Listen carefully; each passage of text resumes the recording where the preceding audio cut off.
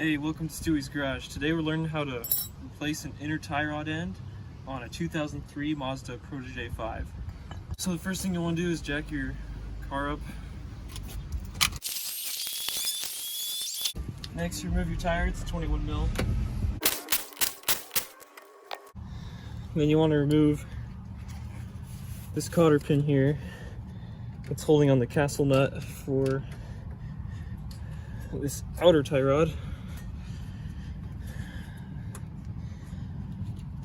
So get that pin out.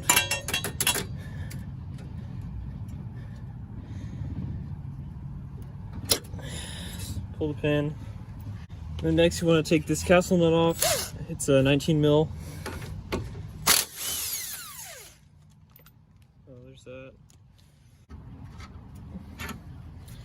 Tie rod's loose, banged it loose. Actually, it's probably gonna be easier if we just leave this in for a sec while we break this loose. Just a trick, take a little white out, mark where your tie rod was, so that when you reinstall the new one, you can kind of compare and get it back to the same spot. It's mainly for marking these threads here. I'm just gonna mark this thing straight across. Break this tie rod loose. It's a 21.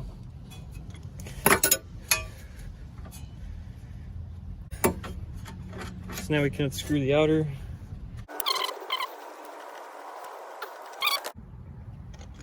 Then you want to remove this boot. There's like a hose clamp type deal on there. You have to remove this nut as well all the way. Alright, we'll get this boot off. Some little pick.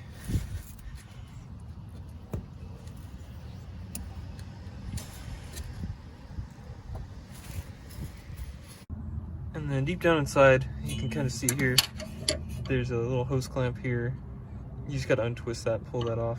So I'll do that real quick.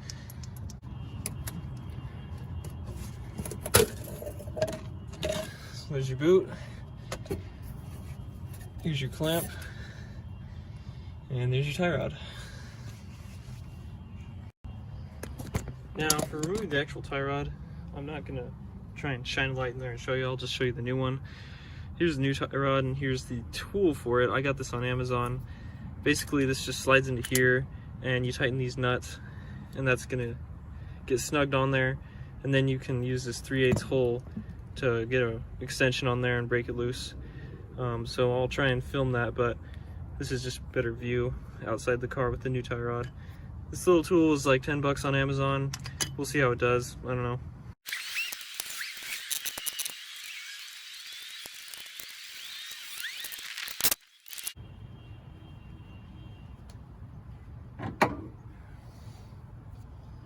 Alright, well, that worked surprisingly well. I had some doubt in this tool. Once you get it out, you'll see that there's a retaining ring back in there. And this ring sits against the tie rod like that, and it's a safety mechanism to stop the tie rod from rotating and unscrewing itself and falling out. So these little tabs here, they bend over at a 90-degree angle and kind of hug that tie rod, and then the back side of it locks into the shaft so it can't rotate on itself. So you might have to bend these tabs back, or this piece might not even be in there.